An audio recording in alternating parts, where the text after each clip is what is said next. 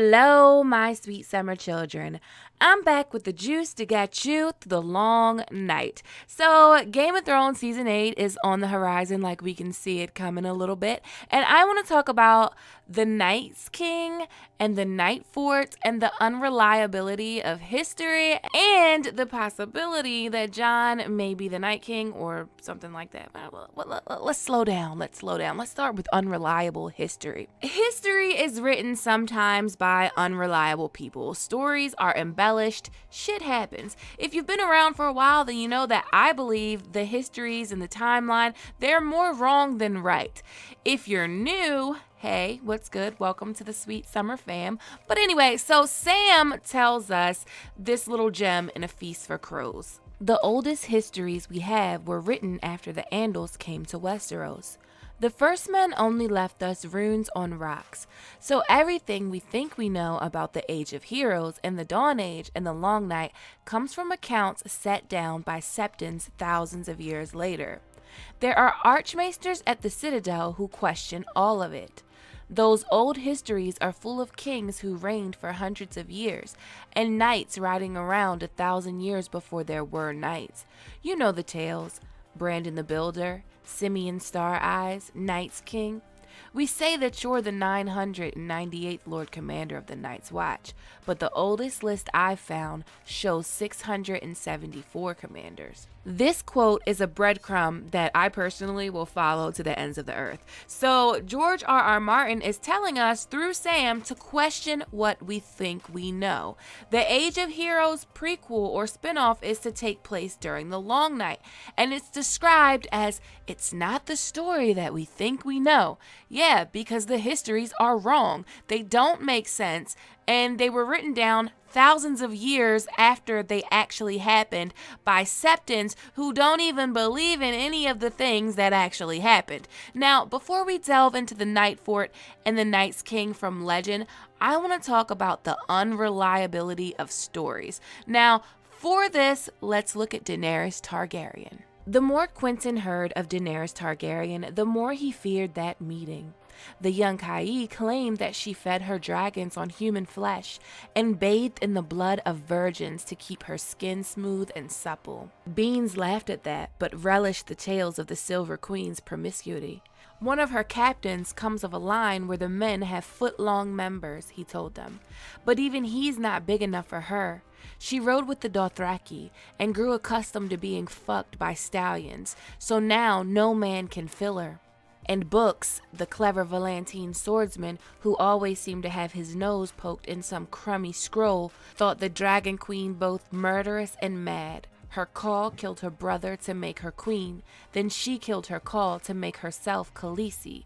She practices blood sacrifice, lies as easily as she breathes, turns against her own on a whim. She's broken truces, tortured envoys. Her father was mad too. It runs in the blood. So the gossip all over Essos and Westeros about Daenerys is embellished and not true. And Daenerys is painted in a very bad light. They say that she's like having sex with horses and feeding humans to her dragons and practicing blood magic and bathing in blood to stay pretty. And Dario's dick isn't big enough and he comes from some big dick tribe from wherever big dick people come from. They are saying she's broken truces and tortured envoys, and all of this is false.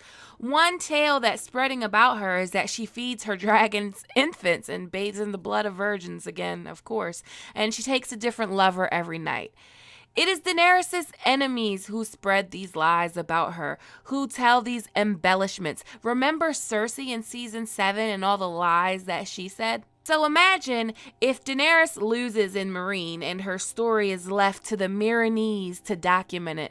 These rumors would become her story. They would become a part of history. Of course, the Meereenese would not write Daenerys as the hero that she was. They would write her as a monster that had to be dealt with. They wouldn't tell the tale of her liberating thousands of people, laying hands on the sick and dying. And this is why sometimes sometimes legends and stories passed down through history are not reliable. So then I was like, what are some of the most scandalous stories of Westeros? Well, the legend of the Night Fort and the Night's King.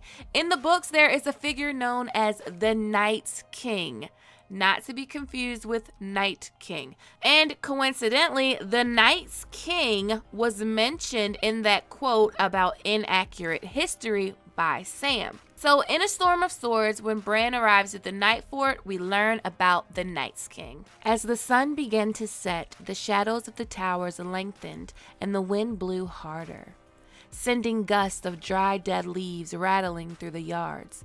The gathering gloom put Bran in mind of another of Old Nan's stories, the tale of the Night's King. He had been the 13th man to lead the Night's Watch, she said, a warrior who knew no fear. And that was the fault in him, she would add, for all men must know fear. A woman was his downfall, a woman glimpsed from atop the wall, with skin as white as the moon and eyes like blue stars. Fearing nothing, he chased her, and caught her, and loved her, though her skin was cold as ice. And when he gave his seed to her, he gave his soul as well. He brought her back to the Night Fort and proclaimed her a queen and himself her king. And with strange sorceries he bound his sworn brothers to his will. For 13 years they had ruled, Night's King and his corpse queen, till finally the Stark of Winterfell and Yoreman of the Wildlings had joined to free the Watch from bondage. After his fall, when it was found he had been sacrificing to the others, all records of Night's King had been destroyed, his very name forbidden. Some say he was a Bolton, Old Nan would always end. Some say a Magner out of Skagos. Some say Umber, Flint, or Nori. Some would have you think he was a Woodfoot, from them who ruled Bear Island before the Iron Men came. He never was.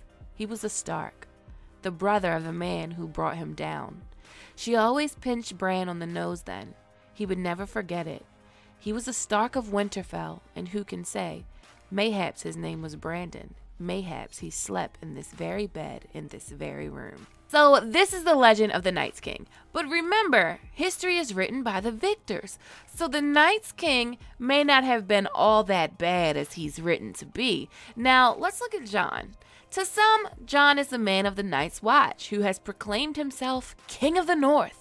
He's abandoned his oath that he swore before the Heart Tree, and he's taken a strange woman with dragons and pale skin and purple eyes as a wife. Well, not a wife, but a bed warmer. I don't know. He had the dragon cooch, and he proclaimed her queen. According to how this ends up, histories thousands of years after this battle for Dawn, like the legends told about both Jon and Daenerys, may have them either as heroes or monsters. So Jon Snow was dead and brought back to life with magic, and now he's abandoned the wall, named himself king, and created a way for the army of the dead to breach the wall. Yeah, that's cruel, but that's how it could be written. History could really do a number on Jon. So we know that the Night's King was a Stark. Likely a second or third son or a bastard of Winterfell like Jon. He rose to become Lord Commander like Jon. He was defeated by his brother and the king beyond the wall, Yoreman. A lot of the legends throughout A Game of Thrones or A Song of Ice and Fire point to the Starks having a very dark past.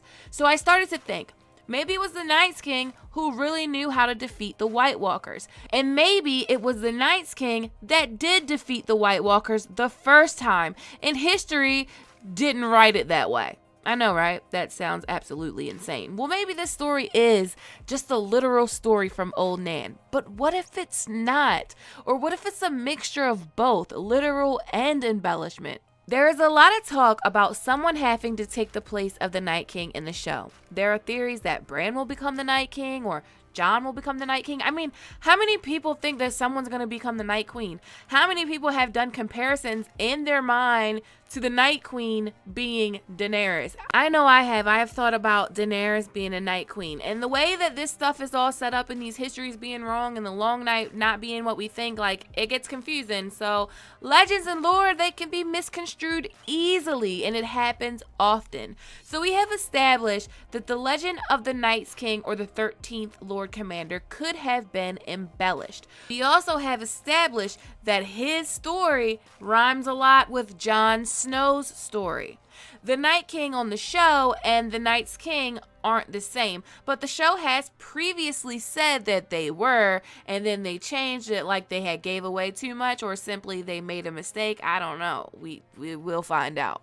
But anyway, so I am of the belief that the Night King has a very sad story, and also that he will not be defeated in the way that we think he's going to be defeated. I think that fire can't exist without ice, and ice can't exist without fire. So whatever the children did to create him, he has to exist. But I think maybe someone has to take his place. Maybe. Jon has a dream in A Dance with Dragons, and it's very Night Kingish. Burning shafts hissed upwards, trailing tongues of fire. Scarecrow brothers tumbled down, black cloaks ablaze. Snow, an eagle cried, as foemen scuttled up the ice like spiders. Jon was armored in black ice, but his blade burned red in his fist. So Jon sees himself armored in black ice with a blade that burns red. Literal ice and fire existing together in this dream. He's on the wall fighting the army of the dead, but he himself is armored in ice.